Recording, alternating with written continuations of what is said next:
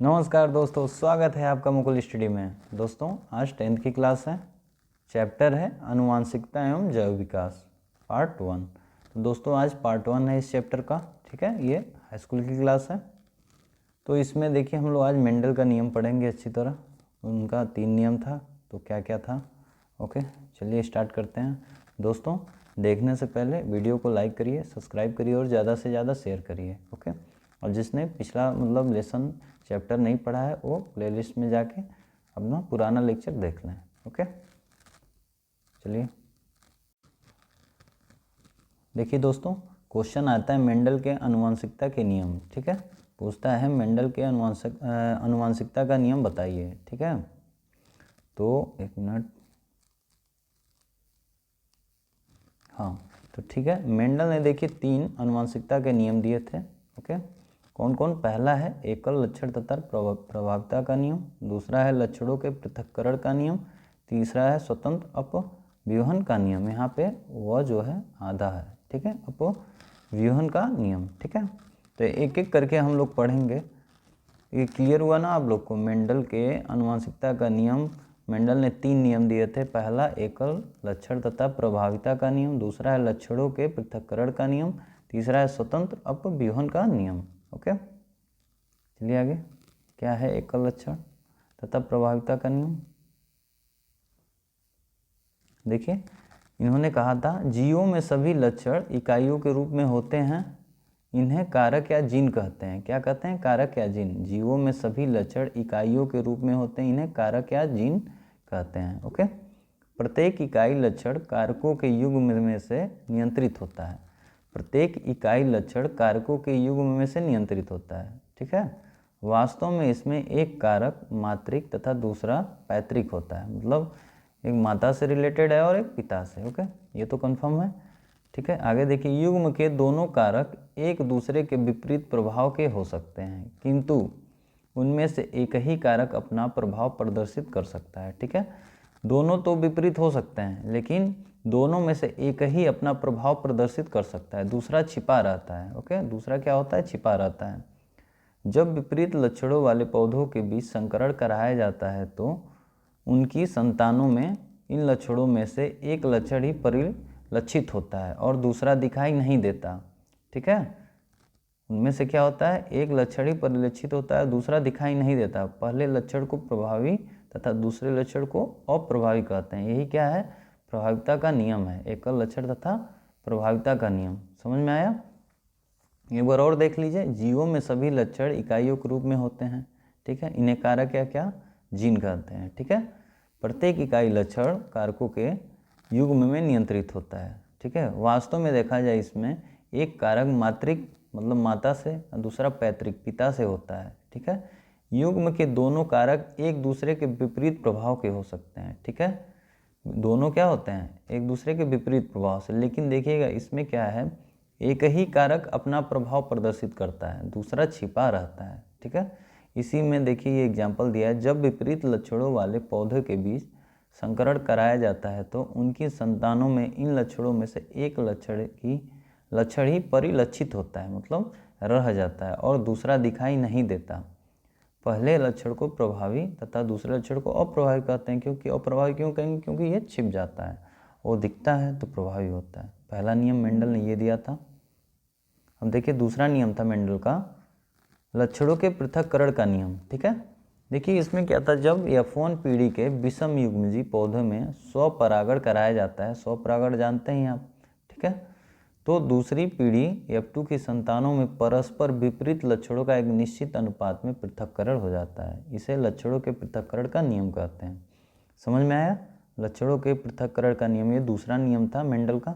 ठीक है, देखिए जब F1 पीढ़ी के विषम युग्मजी पौधे में स्वपरागण कराया जाता है तो दूसरी पीढ़ी F2 की संतानों में परस्पर क्या होगा? विपरीत लक्षणों का एक निश्चित अनुपात में पृथक्करण हो जाता है। इस लक्षणों को पृथक्करण का नियम कहते हैं। ओके, तीसरा देखिए स्वतंत्र अपव्यूहन का नियम। ठीक है, यहाँ देखिए ये अपव्यूहन होगा, ये गलत हो गया है। ओके, इसको सुधार लीजिएगा। देखिए जब दो लक्षणों के लिए दो जोड़ा विपरीत प्रभावों वाले पौधे के बीच संकरण कराया जाता है तो इन लक्षणों का पृथक्करण स्वतंत्र रूप से होता है। अर्थात एक लक्षण की वंशागति दूसरे को प्रभावित नहीं करती है।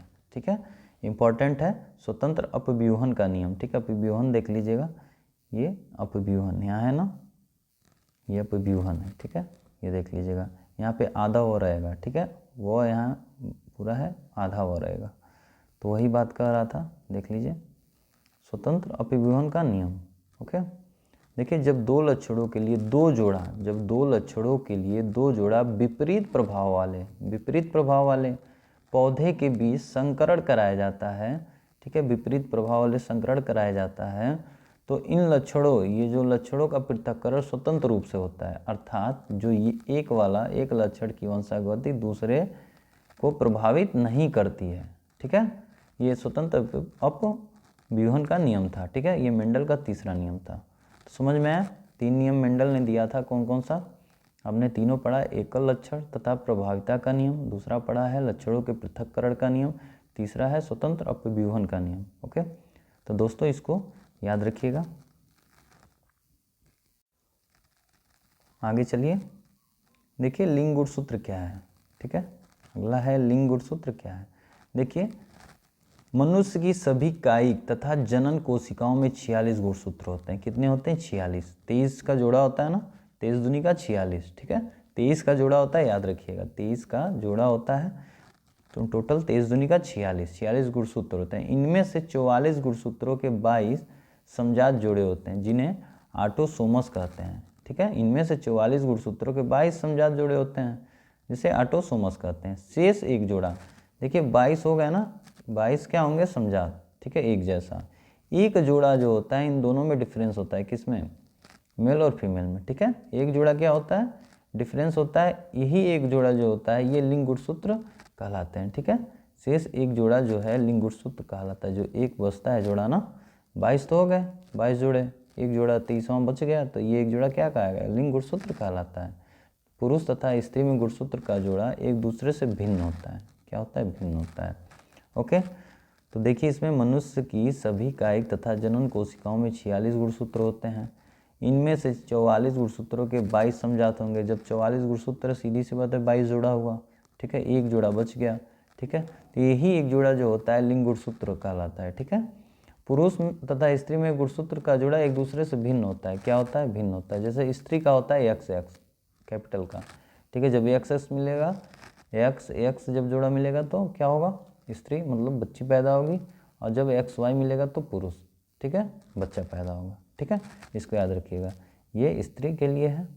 ओके, एक मिनट, देखिए ये स्त्री के लिए है और ये पुरुष के लिए है। ठीक है, एक मिनट मिटा ठीक करते हैं, देख लीजिए, स्त्री के लिए एक्स एक्स मिलेगा और पुरुष के लिए एक्स वाई। ठीक है, तो इसको याद रखिएगा। समझ में आया ना लिंग गुणसूत्र क्या है? ओके, नोट कर लीजिएगा अपने नोट्स में। देखिए जीवाश्म किसे कहते हैं?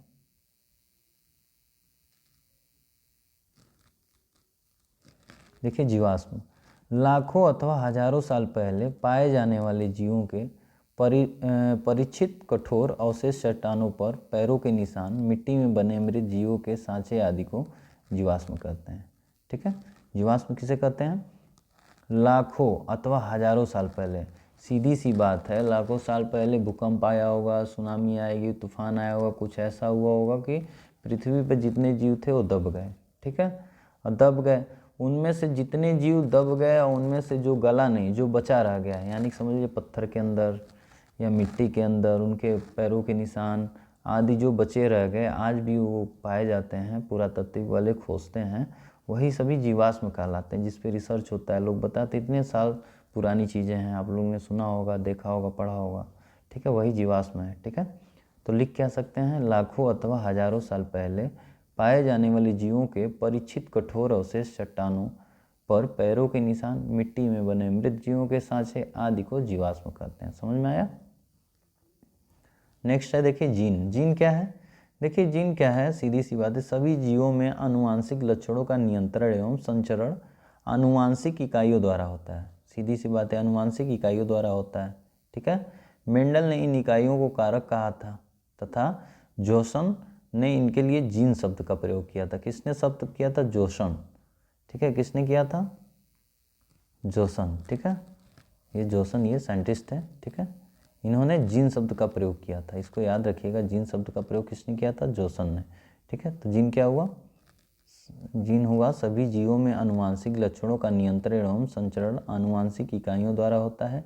मेंडल ने इन इकाइयों को कारक कहा था, मेंडल ने कारक कहा था तथा जोसन ने इनके लिए जीन शब्द का प्रयोग किया था, ठीक है। आगे देखिए, जीन की विशेषता क्या है? देखिए, जीन की विशेषता है, इसमें पहला है जीन गुणसूत्रों के क्रोमोनिमा पर माला के मोतियों के समान, माला जैसे होता है ना, माला के मोतियों के समान, ठीक है, माला के मोतियों के समान रैखिक क्रम में लगी रचनाएं जो आनुवांशिक लक्षणों को नियंत्रण करती है। ये जो होती है आनुवांशिक लक्षणों क्या करेंगे? नियंत्रित करेंगे, ओके। दूसरा कह रहा है जीन संचरण की इकाई है जो जनक से संतानों में पहुंचती है, ठीक है। जीन संचरण की इकाई है, मतलब जीन माता पिता का जो जीन होगा बच्चों में भी आएगा, सीधी सी बात यही कह रहा है, ठीक है। तीसरा कह रहा है जीन उत्परिवर्तन की इकाई है जिनका संरचना में परिवर्तन होता है, ठीक है। उत्परिवर्तन सीधी उस बात है, चेंजिंग होना। देखिए, चौथा लास्ट है जीन काय की इकाई है, यह जीवों के विभिन्न लक्षणों का नियंत्रण करती है, ठीक है। काय की इकाई है, ठीक है, कार्य करती है और जीवों के विभिन्न लक्षणों का नियंत्रण करती है, ओके, ठीक है।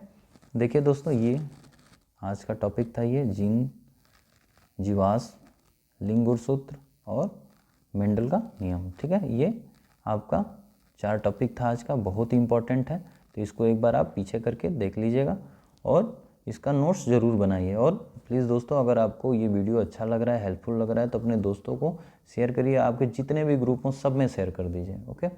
चलिए, थैंक यू।